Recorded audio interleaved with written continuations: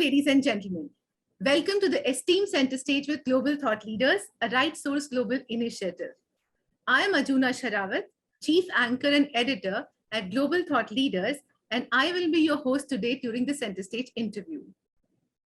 Global Thought Leaders is a platform where industry titans can share their experiences, thoughts, ideas, and best practices with one another and future leaders.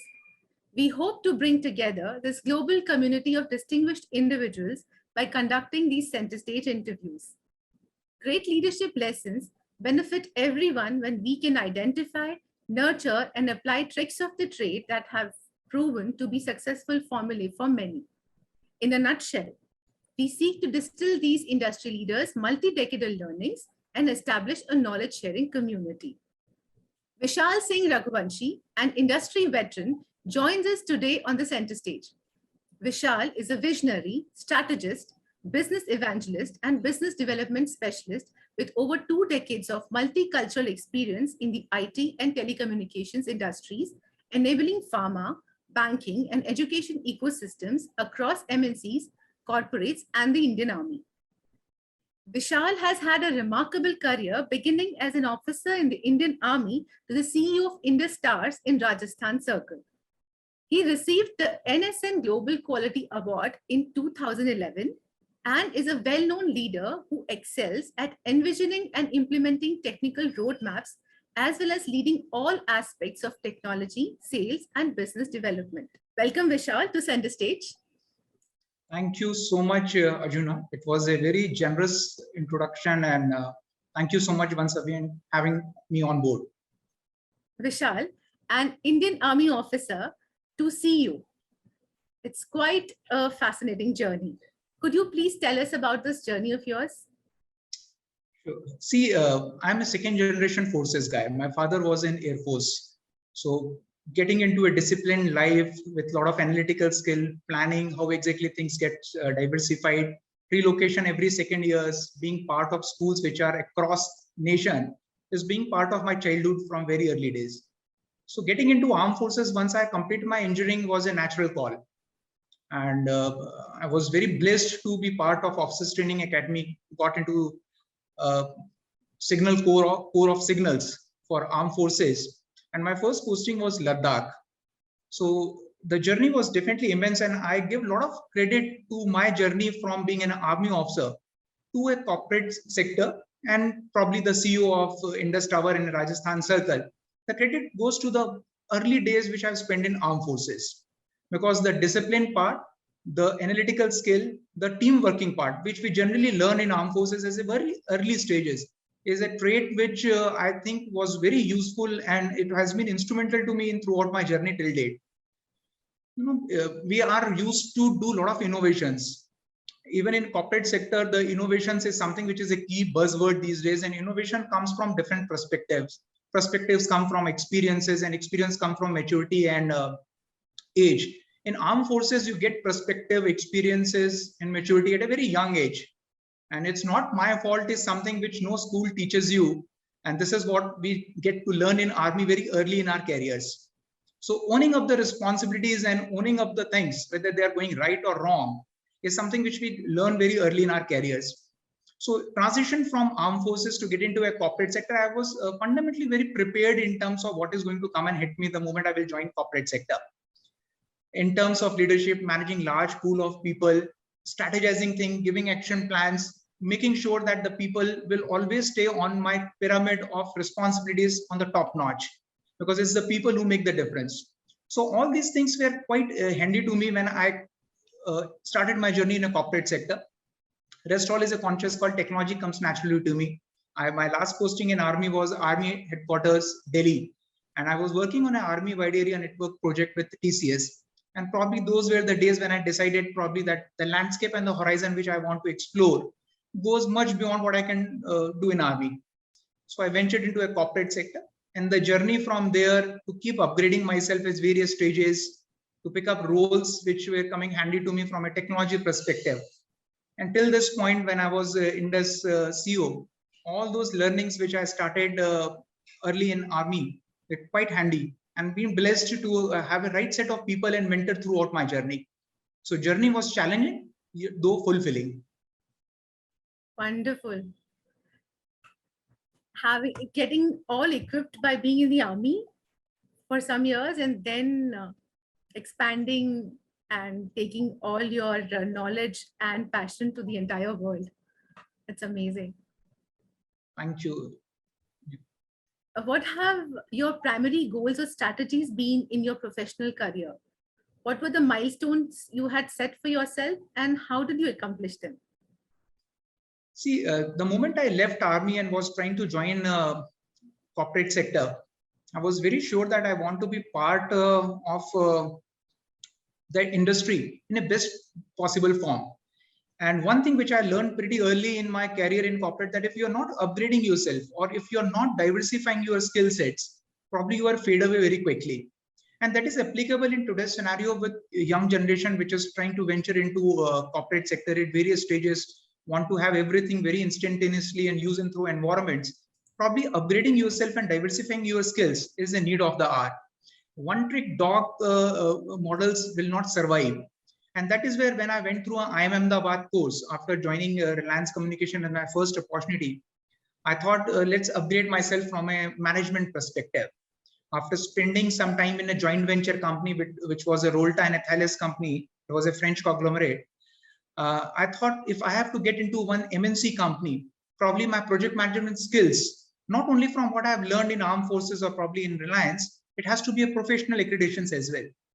And that's why I cleared the project management certification of USA PMP. So I upgraded myself to get into Nokia, organizations like Nokia, where I joined as a regional project director for Tata account, probably moved into an expat role to Africa, got another opportunity to get into operations role. And I picked it up immediately because I want to diversify myself. I was very clear that if I'm not learning multiple skills, probably the world is too small for people who only know one skill sets. So I upgraded myself from operations perspective as well. Then planned my journey to come back to India. I thought if I've worked in a multinational company, armed forces, bigger corporate organizations, which has a glass ceiling, why not explore myself into an entrepreneurial journey? And I joined an IT company as a CTO and a COO of that company. And entrepreneurship is picking up like anything. And I believe they are the core engine for running the economy. Because even if the entrepreneurs fail, probably they keep the incumbent companies very competitive and on their edge to keep changing themselves. So I got into global space as a CTO and COO for that company, did a lot of things myself. It was a huge transition coming from a multinational environment to a small organization where you have to do a lot of things your own. You have a limited resources, not in terms of people, in terms of finances as well. Got that company listed, probably things were working fine. Got into Indus after that, corporate sector, joined as a COO, and then upgraded myself as a CEO of this Indus Tower Rajasthan Sarkar. So diversification and upgrading yourself at a sustainable basis is something which I believe is a bigger strategy which worked for me. Second, I believe the risk-taking capability of individuals. This is again something which is a lot talked about at all leadership forums. You will hear leaders talking about risk-taking capabilities.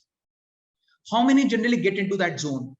So coming from army to getting into a multinational, coming out, going into a course, again going back to a corporate, again going into a startup organizations.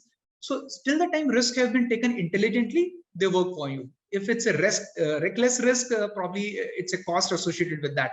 But I still believe as a young generation, people need to have a tendency to take risk, provided that you are having a proper risk mitigation strategies, that you have a fallback plans, how exactly you can do that. And then third thing, which I always keep talking to my teams as well, irrespective of whatever domain expertise you have, whatever you are bringing on the table. If you are not thinking as a P&L head who will bring revenue and cost savings, if you're not thinking as a HR head, it's not HR's responsibility to take care of your team members. You have to take care of team members. And the third biggest important thing, which is the fuel or the currency today, is the data. If you don't understand the data, what it talks, if you're not able to connect the dots, these are the three skill set I believe, irrespective of any industry, any subject matter expert, cut across all. You need to have a P&L understanding. You need to have empathy with the people you are working with, and you need to start reading data as early as possible in your career. So these are the strategies which consciously I was trying to incorporate in my personal profile, so that I'm ahead in the game. So small endeavors, but sometimes have a big impact on your career. So try to do those things. Thank you for sharing with us this detailed list. Now coming to the current industrial revolution 4.0, the cutting edge technologies are disrupting the traditional businesses. How should the businesses plan to stay ahead of the curve to deal with future challenges that you envisage? See, this is a $1 million question, Arjuna. And to be honest, there is no one answer or there is no recipe which can actually identify what technology to incorporate. There are machine learnings, artificial intelligence, there is blockchain coming up, NFTs coming up, metaverse is coming up, AR, VR, whole lot of new technologies are coming up. The problem with the industry today is not the technology. Till the time people is seeing this technology as an enabler and not the game changer, I believe the people are not. If you pick up a poll today, and which most of the companies and consultants are doing, 80% of the companies, especially in the range, the CTOs, CIs and CEOs will tell that they have a topmost agenda to incorporate some of the other technology. Problem is not the technology enhancement or technology enabler. The problem is which problem in your company or which challenge in your company will be solved by that particular technology investments. And that is where I believe the big question lies. If people are not understanding that bringing this technology will fix this problem, and this is how my things will get sorted out, whether it's a customer satisfaction, whether it's a revenue enhancement or operational efficiencies, everything will work. So technology per se is a big name. It's a big game changer. It's an enabler. But people are still not very sure which challenge, which particular technology will solve. So the use cases is a challenge in our today's culture. People still don't know how exactly and which all technology. They are all eager, excited to bring some technology because someone else is doing. The competition is using new technologies. But that technology is for specific problem. It will not solve your problem if you incorporate that. So the challenge still lies how you analyze technology and how that technology will mitigate the challenges which you are facing in your organization. And trust me, every organization is having very different set of challenges to be solved. Right from funding to solutions to operations, how the savings has to be done, how the people management. So technology is a good thing. Definitely, there is no denial it is going to come and overrule the world. It has already started doing. And the gestation periods of technology has gone down by almost 50%. Almost a couple of decades back, one technology used to survive for almost a decade. Now it's 3 or 4 years, you find new technologies coming up. Few technologies are taking over as quickly as in a year's time, you find the technology gets obsolete.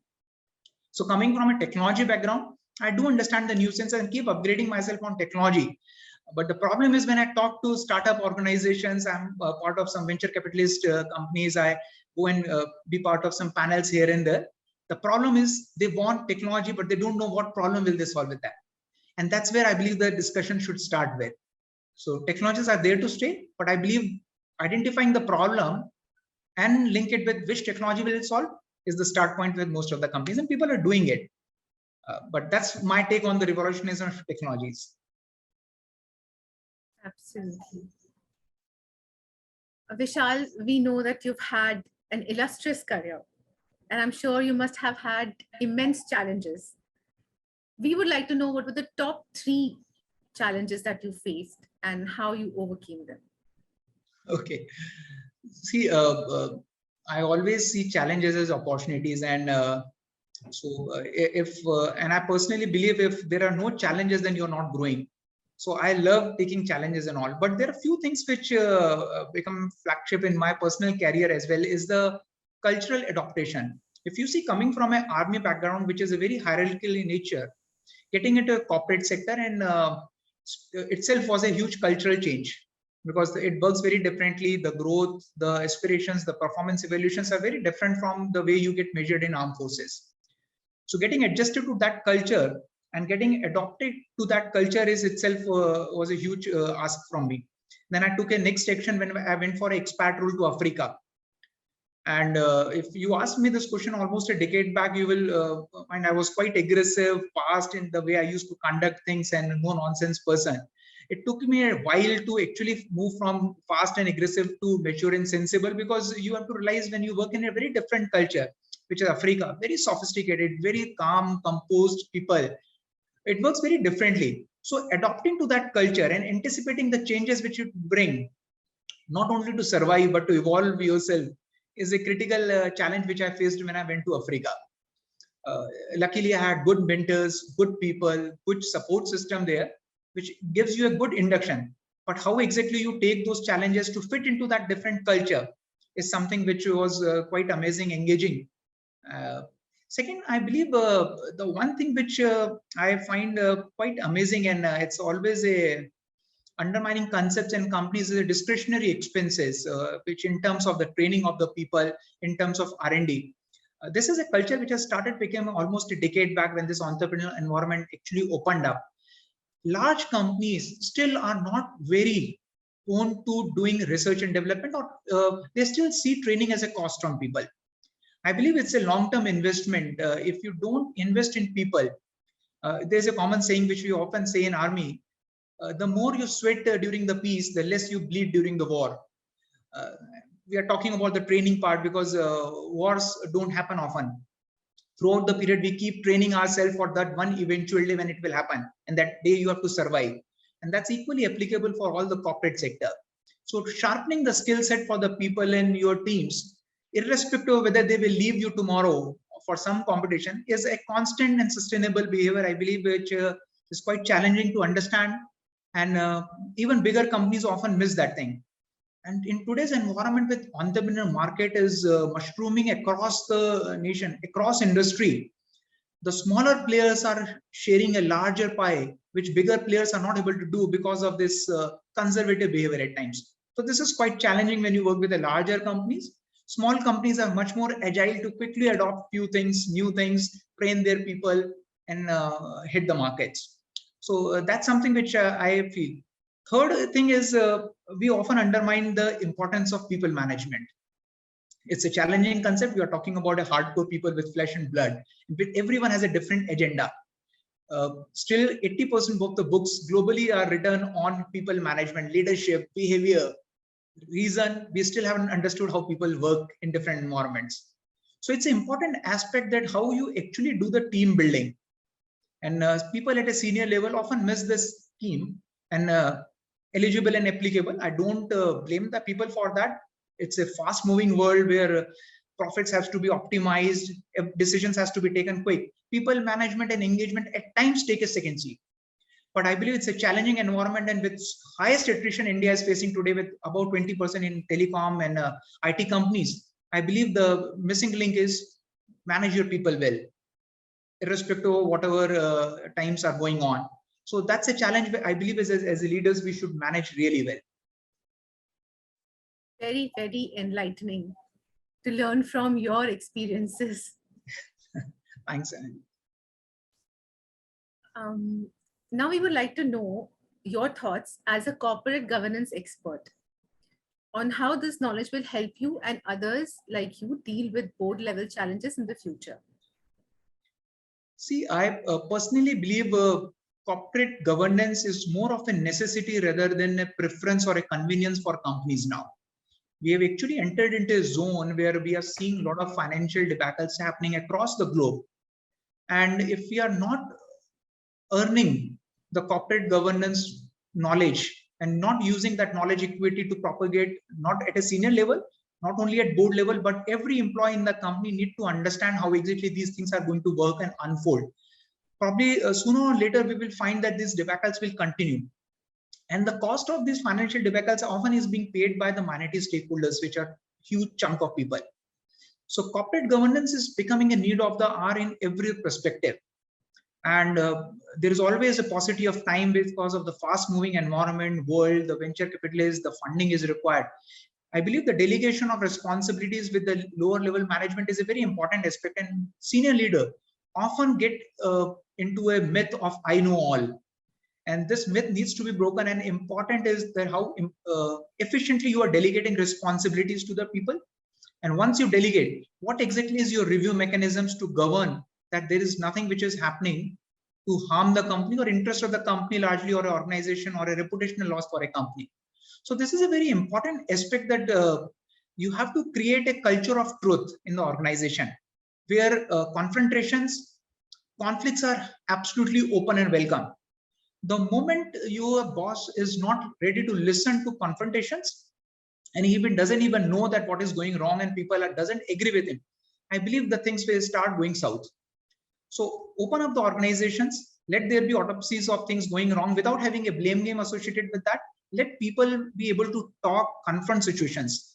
And that's how it gets upfolded towards the senior management people, which should have a clear view and mirror coming to them in terms of reflecting what is going wrong and right. So it's a very important element, and I believe people need to take this very seriously rather than tick in the box activity. And that's what triggered me when working for almost 2 decades, coming from a forces background, senior positions in Indian role, expat company roles, technology companies. I believe the chain is not complete if you are not part of that ecosystem which govern the larger ecosystem, shareholders, investors, stakeholders, and how exactly you run the complete company and a setup. So it's an important element, and I believe it's must and it's a necessity now. Yeah. Vishal, we have been building the Global Thought Leaders community for cross-pollination of knowledge and community of global directors for having a better corporate governance in the country. We would like to know what are your thoughts about these initiatives of ours. See, I personally believe this is a very noble cause. It's a great initiative. The world is getting flat every passing day. And most of the investment, the billions of investment which is coming to India or vice versa, is a need of the art that there has to be common exchange platforms, because world and time is not big enough for everyone to make same mistakes, keep repeating those mistakes. I believe we have to learn from others' mistakes. And these type of platforms actually give us opportunities which can be used when they are available in our sleeves, rather than we are getting into crisis mode. So these platforms give leaders to learn from each other's mistakes, learn from what others are doing better. And we are getting into a very highly notional concepts of interdependencies. So days have gone where people used to say, I'm independent or I'm dependent. I believe the interdependency is a new coined word which is picking up, and it's a far mature concept. There's no one which is independent. There are all companies which need supports. That's where acquisitions, merger are taking shape. That's where bigger companies are trying to take support from even the smaller of the companies. And even small companies are able to become highly competitive with the big incumbents. So these are the custom things I believe which are becoming a need of the hour. And customer is going to get more focus. Customer was always king, but I believe one successful customer vivid story is much better than hundreds dump of slides which tells you what product and what you sell. So these examples and stories which you are going to set up on your platforms, which can be shared across, will become examples for rest of the world and rest of the leaders. And it's a very mutual exchange. So this is a great platform. It's a very noble cause, and I believe it's a do a lot of great work for the community of leaders who can learn from each other in a shorter duration of time. And probably the cycle of success, not only in terms of profitability, but giving it back to society, the CSR and all those things will shape up pretty quickly. So great work done. Congratulations to all who are part of this. I believe it's an absolutely noble cause. Thank you for your feedback. Vishal, that was an excellent conversation with you. Very inspiring. I'm sure your insights will inspire the next generation of leaders. We wish you all the best in your future endeavors. Thank you for joining us on call today with Global Thought Leaders. Have a wonderful day, Vishal. Thank you so much, Yujana. The pleasure was entirely mine. Thanks for giving me this opportunity platform to share my thoughts and view. And I'm glad that I could make it. Thank you so much. Thanks for your wishes. It was a pleasure. Thank you. Thank you.